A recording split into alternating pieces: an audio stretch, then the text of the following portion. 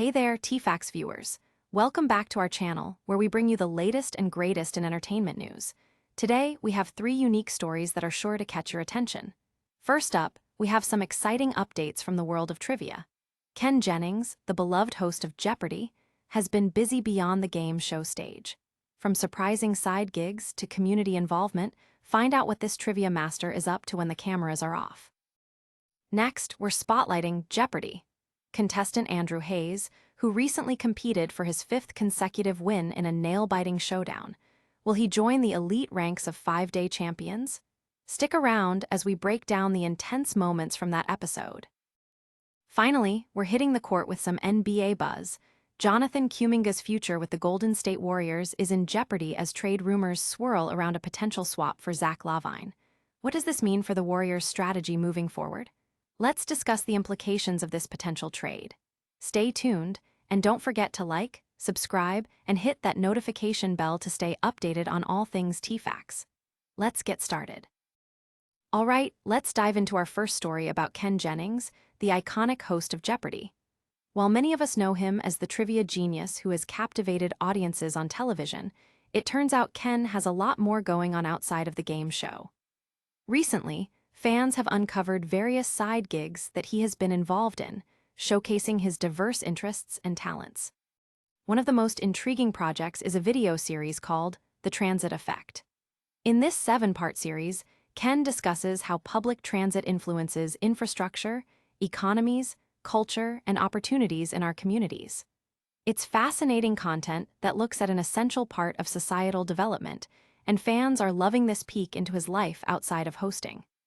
In the series, Ken shares his personal connection to public transportation, reminiscing about his college days at the University of Washington, where he frequently used the train to visit his family in Edmonds. That personal touch resonates with many viewers, especially those who can relate to his experiences. But that's not all. Ken was also the Grand Marshal for the 2025 National Cherry Blossom Festival parade held in Washington, D.C. Just picture it. Colorful helium balloons, elaborate floats, and marching bands creating a vibrant spectacle to celebrate spring. Ken led this fantastic event, giving commentary and engaging with the festivities. His enthusiasm was evident when he posted on social media, saying, "It's the National Cherry Blossom Festival parade. I'm in the booth. Who wants some facts about marching bands, pageant winners, and regional theater?" To add to the charm, during the parade, Ken even had a fun encounter with Teddy Roosevelt, who appeared to be impressed by his acclaimed Junior Genius books for kids. It's heartwarming moments like these that remind us of the impact he has beyond just the quiz show. Oh, and we can't forget to mention that Ken Jennings is also a prolific author. He has penned numerous children's books, including the popular Junior Genius Guide series. His most recent release in 2023, titled 100 Places to See After You Die, a travel guide to the afterlife, has sparked curiosity among readers. Ken's passion for writing trivia books and educational guides shows his commitment to inspiring the next generation. So there you have it. Ken Jennings isn't just a game show host. He's also an author, a community advocate, and someone who's using his platform to make a difference in various areas of life. What do you think about Ken's diverse pursuits? Let us know in the comments below. Moving on to our second story, let's shift gears back to the thrilling world of Jeopardy! Where contestant Andrew Hayes is making headlines. Recently, Andrew found himself in a fierce battle as he competed for his 5th consecutive win, which is a significant milestone in the Jeopardy! Community. As many of you know, reaching 5 wins qualifies contestants for the prestigious Tournament of Champions, and Andrew was on the brink of achieving this feat. With a 4-day total of $98,603, the stakes were high as he faced off against strong competitors, Thomas Wilson and Dondi DeMarco, in a dramatic match that kept everyone on the edge of their seats. The energy in the studio was palpable. As the game began, all 3 contestants showcased their skills, answering questions correctly and pushing each other to the limits. By the end of the first round, Andrew was leading with $4,200, but it was still anyone's game.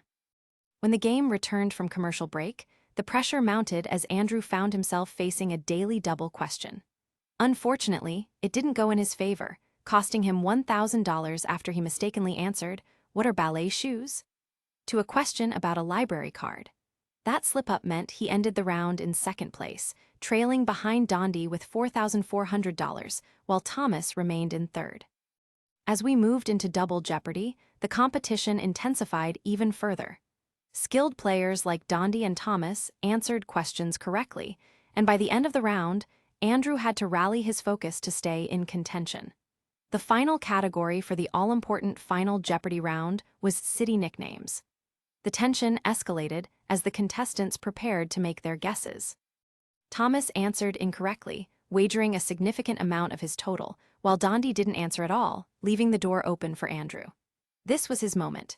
With everything on the line, Andrew confidently answered, "What is the Eternal City? It's been fun."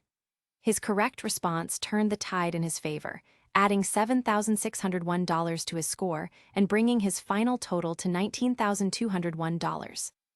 With this win, Andrew not only secured his place among the elite 5-day champions, but also passed Joey Beecham, making him the winningest player from Mississippi. What an incredible achievement. So, what are your thoughts on Andrew Hayes' impressive run? Do you think he has what it takes to go even further in the Tournament of Champions? Let us know in the comments. Lastly, let's dive into some intriguing NBA news surrounding Jonathan Kuminga and the Golden State Warriors. Kuminga's future with the team is currently in jeopardy, and fans are buzzing about the potential trade rumors that are heating up. Recently, Kuminga was benched during the Warriors' critical regular season finale, marking a concerning shift in his role within the team. Once seen as a cornerstone for the Warriors' future after being a lottery pick in the 2021 draft, his decline in minutes following the arrival of star player Jimmy Butler has raised eyebrows. In fact, this benching was significant enough to give Kuminga his first did-not-play coach's decision of the season, which has prompted discussions among analysts about his standing with the coaching staff. Warriors coach Steve Kerr explained the situation, indicating that the team has found a rotation that they are comfortable with since Butler joined.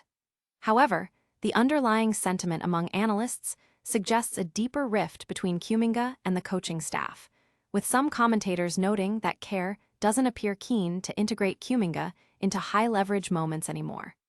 This raises questions about whether his relationship with the team is deteriorating.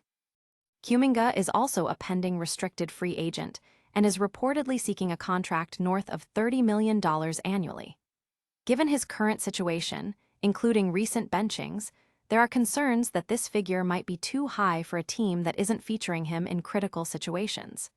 As insiders have mentioned, this could impact the negotiations and hint at sour feelings from both sides.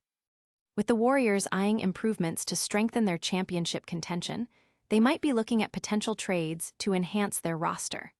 One player that has been mentioned as a possible target is Zach LaVine of the Sacramento Kings, who has been making strides in his performance. LaVine's strong play and scoring ability could make him a valuable asset for the Warriors as they look to reclaim their dominance in the Western Conference. The big question is, will the Warriors prioritize youth development with players like Kuminga, or will they take the plunge and trade him for a proven star like LaVine? The tension surrounding Kuminga's future, combined with his contractual situation, makes this a pivotal point for both him and the organization. So, what do you think? Should the Warriors stick with Kuminga and invest in his development, or is it time to make a bold move? Share your thoughts in the comments below.